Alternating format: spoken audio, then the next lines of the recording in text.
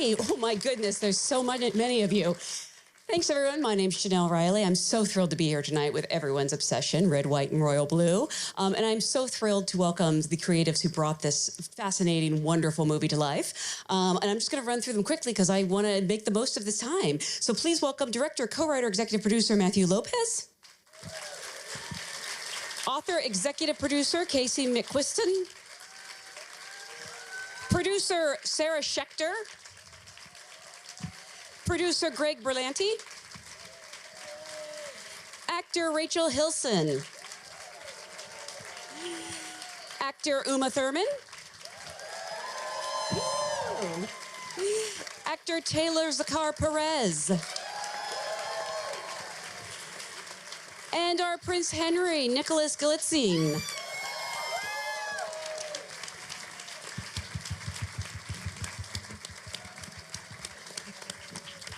Thank you all so much for being here. I always kind of like to start with just a speed round whenever I have people who are as accomplished as each of you. What was your first job in this industry? The first time you felt you could call yourself an actor, or you felt like a director, or whether you were paid or not? And let's start with Nicholas. My first job in the industry, this is going to sound really self-effacing. It was my first audition I went on, and I got the lead in this tiny little micro-budget movie, but it was a role. And it shot in 18 days, and it was an incredibly formative experience because I didn't know what an eye line was or a mark was. And that was 10 years ago now, which is crazy to say. Was this your first audition ever? Yeah, and I just want to preface, like, that is, it doesn't usually happen like that. So I was very, very lucky. Did you think, though, this is going to be easy? Oh, yeah, it's like, this acting thing, it's a breeze. I'm going to be working every week. It's fantastic. Amazing. Taylor, for you? Oh, my first paid gig or my first enjoyed gig. Very different. I've been cut out of multiple projects, so I don't know if I can count those. I would say probably the first time I felt like, oh, I've arrived and am enjoying this was this 6-episode comedy I shot in Iowa called Embeds, which nobody has ever seen. But I felt like that was the most exciting project I did, and that made me go, oh, okay, I'm in this. I'm in this to win this. When they cut you out, did they tell you at least in advance? Oh, no. No, you call your family and you're like, okay, ABC, 7 p.m. You will see me. It might be brief, but you will see me. And then my mom calls and she's like, I watched the whole show. Where were you? Or the best is when my grandma calls, that's it? Yeah, so that was rough. And so I kind of just stopped telling anybody that I did anything ever. Did you tell them about this? I don't know if I was allowed to. We're in a strike. That's right. This is the first time you've all actually been able to celebrate together. Yeah. Yeah, sure. Give it up. Uma, for you? Kind of similar. I was 16 and I got cast in an independent movie, tiny shoestring budget, and I did my own makeup. I did my own hair. I had to find clothes to wear, and no one ever saw the movie either. But I learned a lot. I was like, where's the continuity? Where did I put my fork? It was all up to me. So, and I was on it. Wow. So it was a very good life experience. Wow. Rachel, for you? My first gig was actually a dancing gig on this little kids show called Lazy Town, and I was I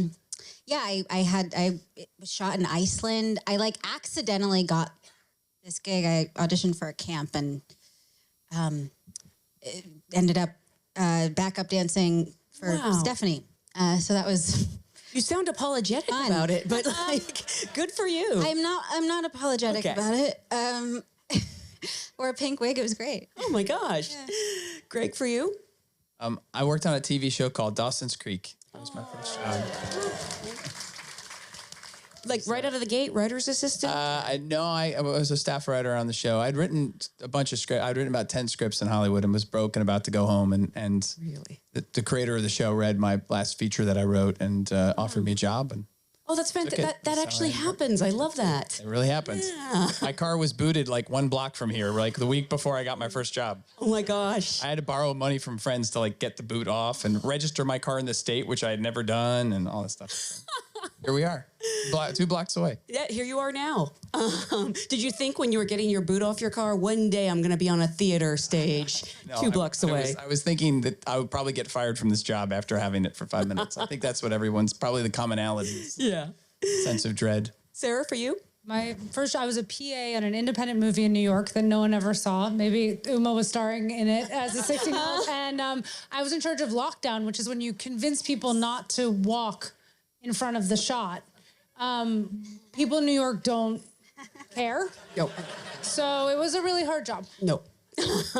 Casey? Well, the first book I sold was this one. Overachiever. But my first paid writing gig was reviewing new album releases for my college newspaper for $10 per review. You got paid for college paper? Yeah, it was $10 whole. I'm impressed. Buy a lot of Taco Bell with that. Was there anyone you absolutely savaged, or were you a kind critic? I was pretty. I felt too bad. Yeah. Yeah. Sorry. Matthew, for you? I had a reading of my very first play in Montclair, New Jersey, and Montclair, and I did not think anybody would come to hear it, and I was kind of praying that they wouldn't. And then I walk in, and there was about 150 people there, and the fact that they didn't torch the place, the fact that I, was survived, and on the other end of it, people seemed to like it. I was like, okay, maybe I can do this. Oh, it's amazing. Well, again, congratulations on a beautiful, heartwarming film. It's so classic and timeless. And I just want to say, as a fan of the book, thanks for not messing it up. Because when you hear they're adapting a book you love, you do get nervous, and it's such a wonderful movie. And Casey, I know that this is based on your book, which has a very impassioned fan base, and you've brought it to life with this dream team. What did make Greg and Sarah and Matthew sort of the right team for you to say yes to? Because I'm suspecting you had a lot of offers. I did. I talked to, before, this was March of 2019, so before the book came out, I talked to 9 producers about who was going to make this movie. And then Bree, wherever Bree is, Bree from Amazon came to Colorado where I was living and took me out to lunch and was like, here's why Amazon is the right home. But before that, I had a call with Mike McGrath, who should be here, but is COVID. It's still there, guys. It's still out there. But there's this thing in the romance genre of books that we call like the buy-in. It's this sort of unspoken social contract that is very intimate between the author and the reader, where it's like, you agree to be in on this unironically and to give your whole heart to this and to not cringe and to just be in this magical thing with me. And it's really scary to go out into the greater world and try to make that contract with other people outside of this little safe space of the genre. And I felt like when I had my first calls with Berlanti, they bought in, and I felt safe to make that contract with them in like not the literal way, but the emotional way. And I still feel that way. And then the literal way came next. Yes, and then the literal way. I mean, Berlanti Productions has a long history of championing, underrepresented voices and stories, both on screen and off. Can you talk about why this fit so perfectly into your roster? I think we want to tell stories that haven't been told so many times, and I think there's a lot of people who deserve to see their stories told on big and small screens. And I think we feel both a personal and moral obligation to do that. Mm-hmm. And who came up with the brilliant idea to have Matthew Lopez make his feature film directing debut? Well, Matthew Lopez. Matthew. Really? I was so passionate about it. I was lucky enough to be an investor in Matthew's Tony Award-winning play, The Inheritance. He said The Inheritance. And so I knew him a little bit through that and his miraculous talent. And he called me. He had read the book and reached out to me and said, I love this book. I want to participate in it. I want to adapt it. I want to direct it. I want. And we're just circling the rights.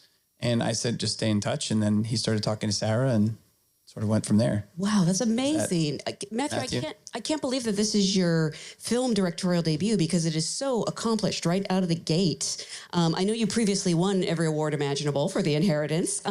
What made this the film? Had you been looking to make your feature film debut for some time? I had been, and I had spent like many years working on The Inheritance, which is long and you know, about serious things. And then this book came along and I was like, this is about serious things, but in a much different way. And I really fell in love with the characters. I fell in love with the story. I fell in love with Casey's voice. And particularly for me, I loved reading a book with a Latine character in the center who lives at the White House rather than works at the kitchen of the White House. And that for me, that gorgeous positive representation was so compelling. And I just wanted to live in the world. And it was like, I don't think it was necessarily the first film I thought I would make, but when I read the book, I became so obsessed with the idea of making it that I was pretty shamelessly relentless with. Yeah. I mean, did he have to campaign for it, or was it a pretty easy yes? You can't say no to Matthew. You can try. I mean, but his passion, I think the thing that brought all of us to this project was Casey's words, right? And I think that what they did in the book was so like life affirming and just it created such a positive emotional experience. And I think that's what drew all of us to it and what we wanted and took really seriously, trying to help realize on the screen.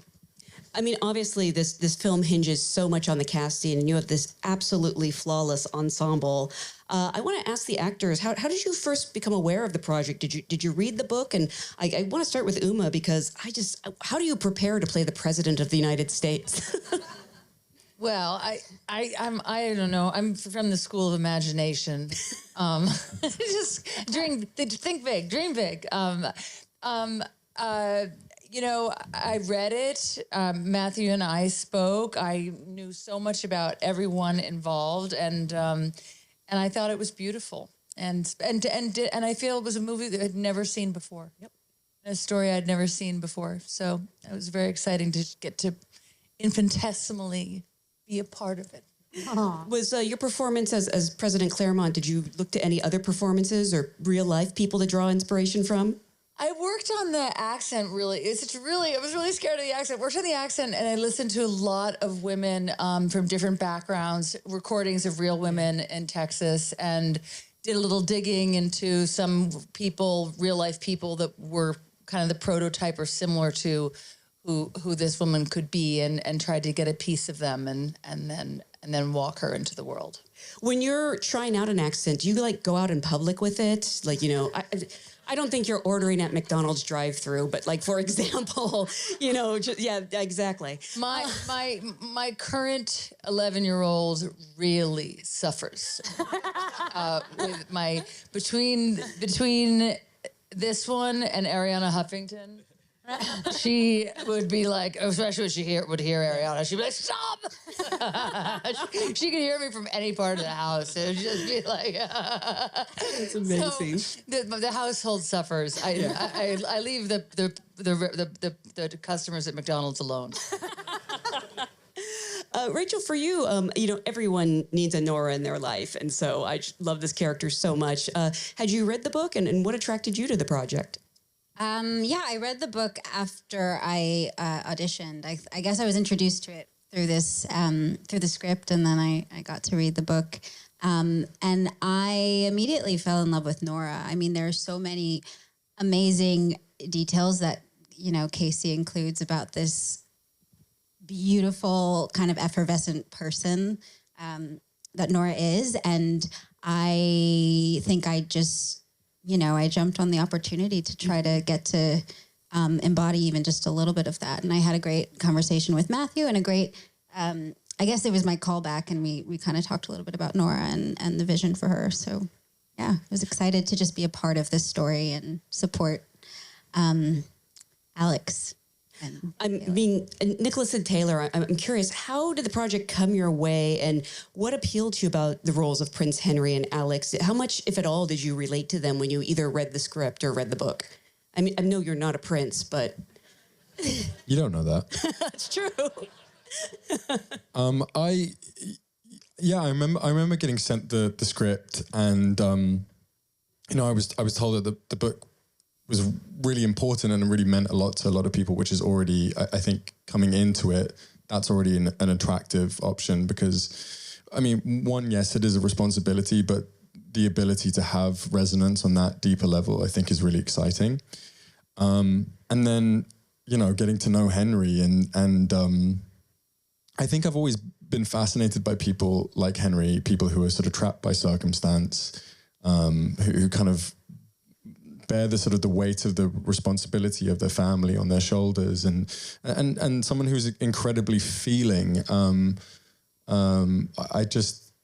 I felt like I knew him, and I felt like I wanted to care for him, and then just seeing the sort of amazing chemistry that kind of exists between Henry and Alex on text, and is it was such fun. Yeah, it's really fun and joyous, and that's something I also look for in projects. Do you mean when you read the script, or do you mean when they were actually texting? Because the chemistry really happens over text, literally. Well, both then. Yeah. But it was like literally coming off the page. Yeah, it's a really good sign, I think, when you can feel a sense of chemistry in the text already before you even meet the actor, and then you build that in person. But their sort of banter together, I felt was really fun. And it's a project that had multitudes to it, being able to kind of portray the emotionality of these characters, but also the lightness is something that I find quite attractive as a performer. Yeah.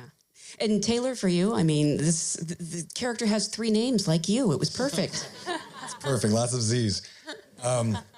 A friend of mine who works closely with Greg and Sarah, David Rappaport, called me and was like, hey, I think they're going to start meeting on this project. Have a read of the book. So I went to New York and I read it over the weekend, and I remember flying back and like sobbing, reading it. And I said, okay, I think there's something here. And then a few weeks later, I think I met with Matthew, and, I'm always attracted to, normal people in extraordinary circumstances. And I think Alex is a blue collar kid in an extraordinary circumstance. And I think I related to that because my family, I grew up and my dad owned a body shop fixing cars. And so I was that blue collar kid. And now I live in Hollywood in this extraordinary circumstance.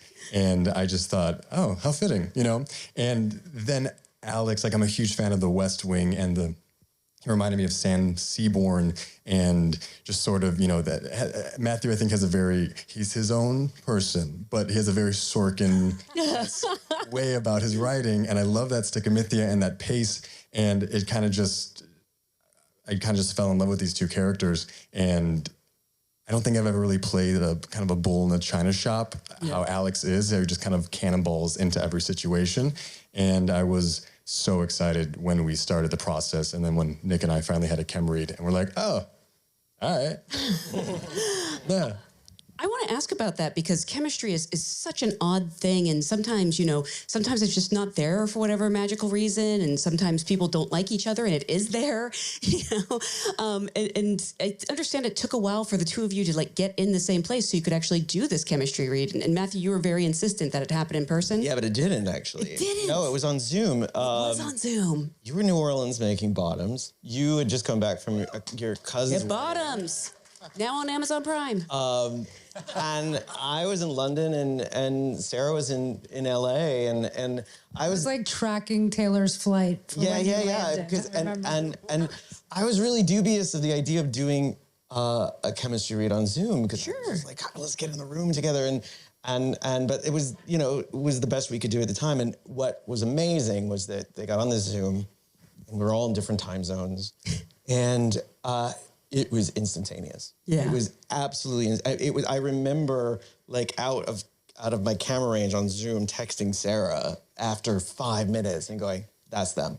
I mean, and the rest of the hour was just us getting to watch them play. And I remember the moment they just went off text and just started to ad-lib and play and banter. Wow. I was like, this is going to be fun. This is going to be really fun. Was there a particular scene that the 2 of you did? We did. I don't remember for the life. stormed a fucking castle. That scene? And the one after, and then the one after. No, the one after. No, the one after the first hookup in Alex's room about the key and all that stuff. Oh yes, the key. The key. How many times did you do it? Just Maybe twice. I mean, once, and then Matthew gave us some notes, and he was like, "Can you please turn off that Apple TV behind you? It's so distracting." I said, "Yeah, sure." But I'm serious. It was like after 5 minutes, I was like, "Well, that's that." And then we just let them go for an hour, and just sort of was like, "Well, you know, this is just entertainment for us." Wait, hold on. I will say, because Nick was on set, they're like, "Nick has 6 minutes," and we're like, "What? Like 6 minutes to do a chem read?" And it wasn't. It was, we were there for like 45 minutes. Really important. I was going to say, the man made like 6 movies last year. Cut him a little slack. Was it pretty instantaneous for the two of you? Like, could you feel it on the Zoom?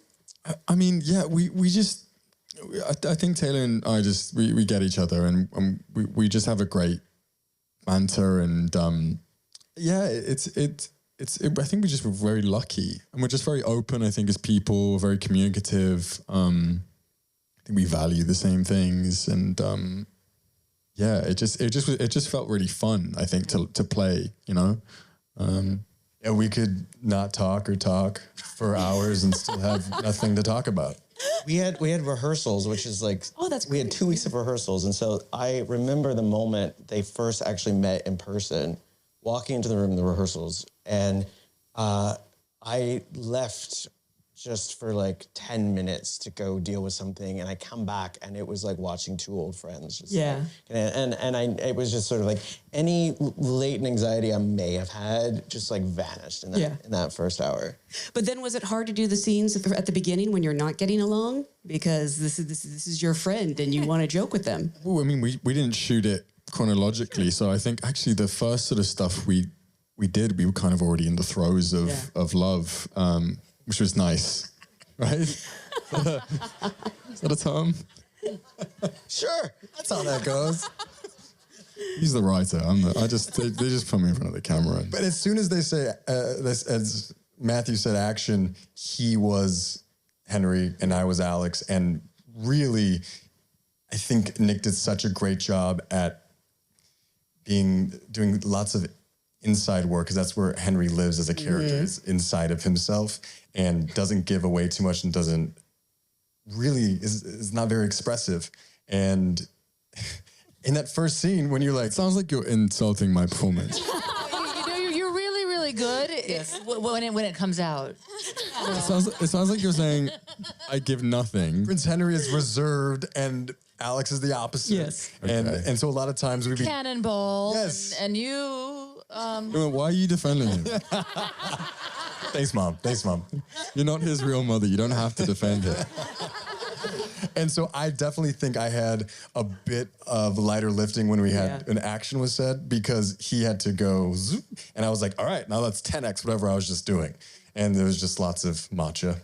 I mean, it's not it's not just the chemistry between the two of you. It's the whole cast. I mean, I love your scenes with your parents. I love your scenes with Nora.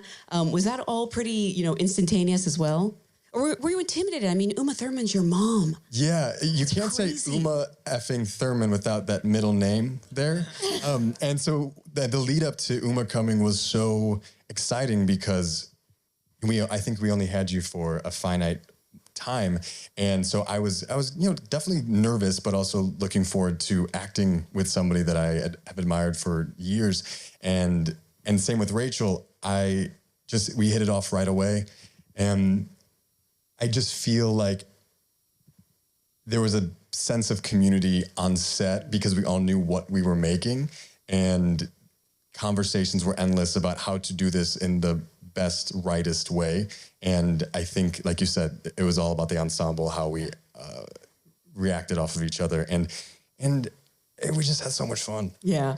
And Nicholas, for you, I mean, you're sharing scenes with Stephen Fry, who is like Hollywood royalty, playing British royalty. And I love your work with Ellie Bamber as well. Well, Ellie's actually an old friend of mine as well, so it was really cool for us to get to work together, and Americans might not appreciate this as much, but Stephen Fry is a national treasure in the UK. So that was a huge honor, and he's someone who's just extremely open and vulnerable and interested, which I really value in a person as well. I just love the idea that maybe Stephen Fry was a fan of the book and really wanted to be in this project. I think that's adorable. Casey, what was it like for you when you first saw, your Prince Henry and your Alex sort of come to life?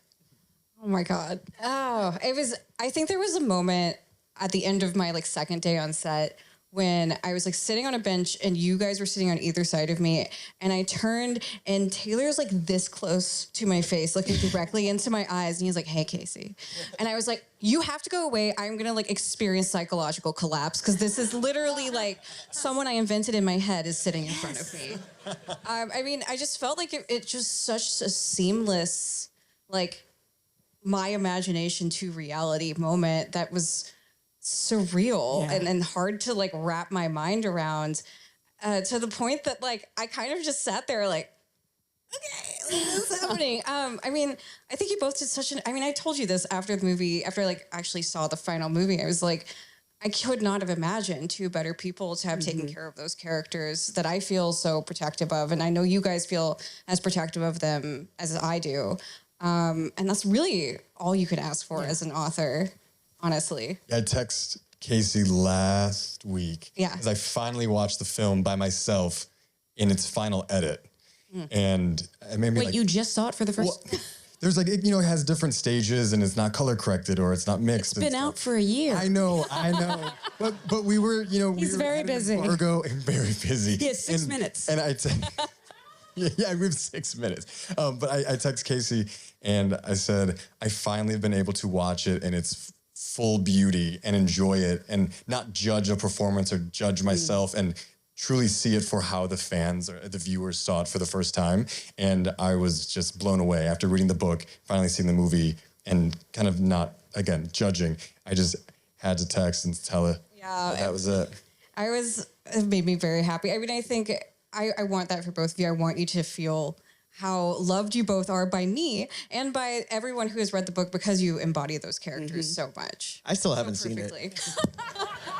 You've seen it 75,000 times. You don't have a Prime membership, is that why? No. I don't know.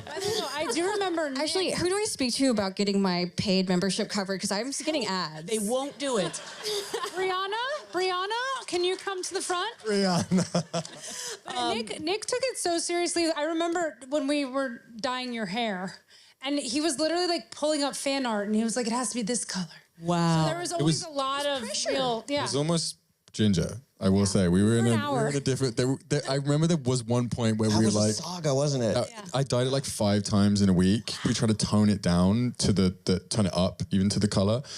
And there was a point where we were saying, if it doesn't work this time, we're just gonna have to go brunette because your hair's gonna fall out. No, we were gonna shave it next. Henry with the buzz cut. People would have revolted, I think.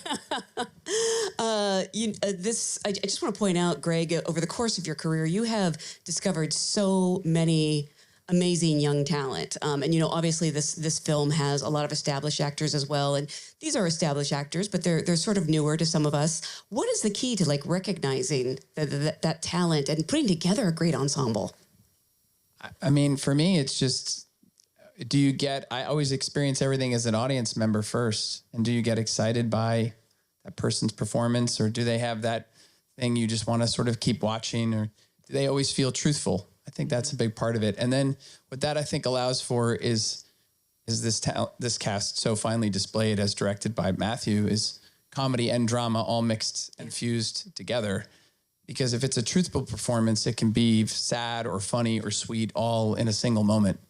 And then it allows for the breadth of the story to go all those places. Yeah. And I think they all experience that. And there's a reason Uma's an icon. And, I would say her coming onto this film really, when you have a younger cast or you have a younger story or a newer story, that A-lister who comes in and makes it even all the more real is such a blessing and such a gift. And the fact that she anointed this film in the way that she did was and was really exciting for all of us and a threshold moment, I think, for the movie. I love that you used the word anointed, like you came in and gave an official blessing. I'm here to bless. This film premiered on Amazon Prime Video last August, Taylor. August. I don't think I pay for premium. Brianna? But it was an instant smash. I mean, both critically and with audiences. And it's a fairy tale, but it's also grounded in these real life timely issues, and people really responded to it. Was there a moment where you sort of realized that it had become a pop culture phenomenon, especially because you weren't allowed to do press at the time? So, you were kind of watching from a distance. I think Nick and I were sharing things that people were sending us because I think we both knew that it was going to do well, but we didn't know how well. Mm-hmm. And so, when BuzzFeed and Hollywood Reporter and Deadline, and like everyone just keeps writing up on it, and it's just like laughable moments or their favorite moments, and you're like, oh wow, this is really happening right now. But it was tough because we couldn't celebrate. And so Rachel and I were texting, and Uma and I were chatting with each other. I mean, I think we were all kind of in different conversations with each other going, okay, I think it's doing well. I think it's doing very well. Was there a group text, and who uses the most emojis? I think I'm a singular texter. There's a WhatsApp group. Oh, There were a couple, the Brits are crazy though. maybe. You're in that. I think I had to leave. It was a lot. Lenny used a lot of emojis. You did, Lush.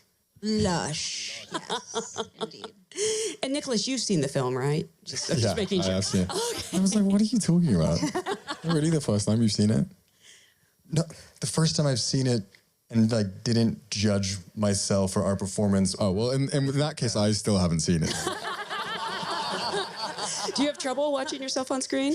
Yeah. Really? Yeah. It must be really hard because you're kind of on screen a lot right now. So It's a saga. I know.